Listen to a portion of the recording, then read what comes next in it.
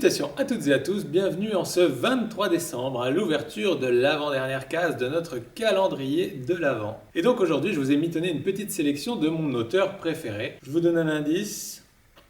Et oui, il s'agit de Stephen King. Stephen King que vous connaissez sans doute toutes et tous comme un maître de l'horreur et du fantastique avec des titres aussi connus que le Shining, Carrie, Christine, ça, etc. Mais en fait, il s'agit d'une idée reçue puisque Stephen King est un auteur aux multiples facettes qui a écrit de nombreux romans et nouvelles dans des styles très divers et variés. Et donc là, aujourd'hui, je vais essayer de vous montrer qu'il ne fait pas que de l'horreur et du fantastique. On commence cette sélection avec Les Yeux du Dragon, qui est un conte pour enfants qu'il a écrit pour sa fille. À l'époque, donc, elle était âgée de 13 ans et il s'était aperçu qu'en fait, elle avait encore jamais lu aucun de ses livres parce que forcément, tout ce qui était monstres et choses comme ça l'intéressait pas trop. Il a donc revu sa copie et écrit ce conte pour enfants en utilisant de toutes les ficelles. Il y a des princes, des dragons, un méchant magicien, des tas de complots et autres. Bref, tout ce qu'il faut pour un bon conte pour enfants. Et bien que réticente au départ à lire son histoire, finalement sa fille a été conquise et lui a même fait un gros câlin après la lecture. En tout cas, c'est ce que raconte Stephen King pour la petite histoire de ce livre, dans lequel on retrouve un personnage qui revient à plusieurs reprises dans divers de ses romans, à savoir Randall Flagg, qui est donc le méchant magicien qui complote dans l'ombre. En tout cas, voilà, je vous conseille Les Yeux du Dragon si vous avez envie de découvrir Stephen King dans un style un peu plus épuré et dans lequel on retrouve toutes les ficelles des contes avec les nombreuses péripéties et autres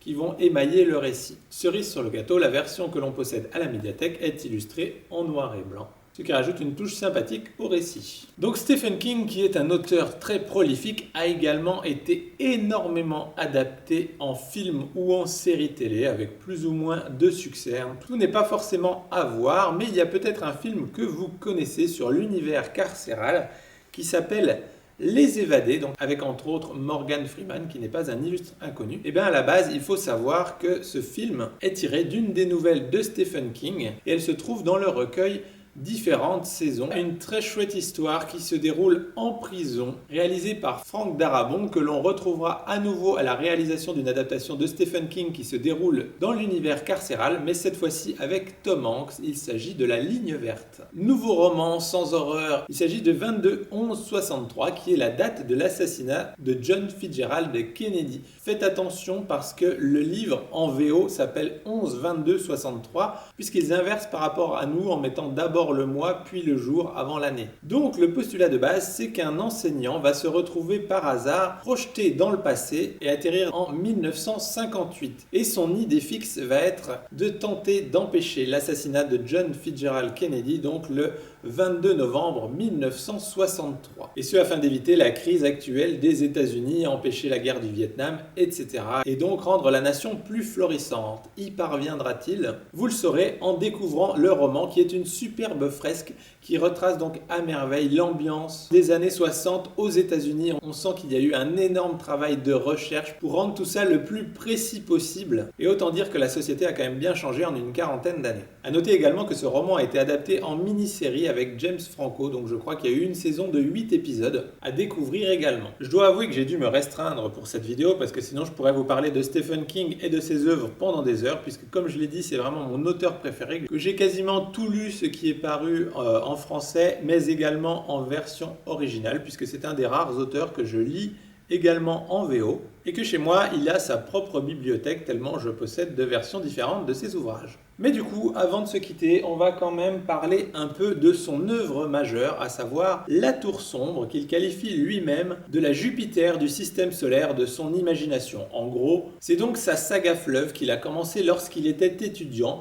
qu'il a retravaillé par la suite et qui va être un mélange de genres complet puisqu'on y trouve un peu de tout, du western, du polar, de l'action, de la romance, enfin bref, tous les styles y passent. Et ce qui en fait une œuvre majeure dans sa bibliographie, c'est qu'elle connecte énormément de ses ouvrages et ou de ses nouvelles. Il y a beaucoup de clins d'œil à La Tour Sombre tout au long de ses livres. Donc si vous en avez lu beaucoup avant d'attaquer La Tour Sombre, vous verrez ces clins d'œil, et inversement, si jamais vous lisez La Tour Sombre et qu'ensuite vous lisez d'autres de ses romans, vous verrez que bien souvent, différentes de ses œuvres sont connectées et se retrouvent dans La Tour sombre. Il a également fait un gros tour de force que je ne vous dévoilerai pas, mais qui apparaît dans un des 7 romans de La Tour sombre, puisque l'œuvre est terminée en 7 romans, mais il a néanmoins publié un recueil de nouvelles par la suite qui vient s'intercaler entre 2 volumes et qui s'intitule La Clé des Vents. Mais en tout cas, quand comme moi on aime Stephen King et ses œuvres, c'est vraiment un must à lire parce que c'est un régal de retrouver justement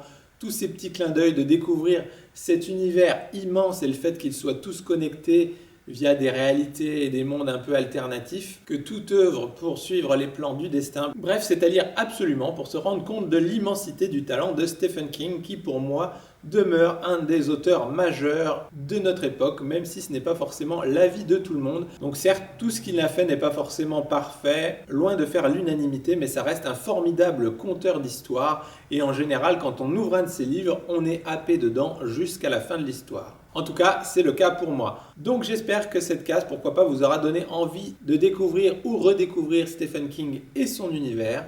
Et donc sur ces bonnes paroles, on vous souhaite une excellente journée et on vous dit à demain pour l'ouverture de la dernière case du calendrier. Salut!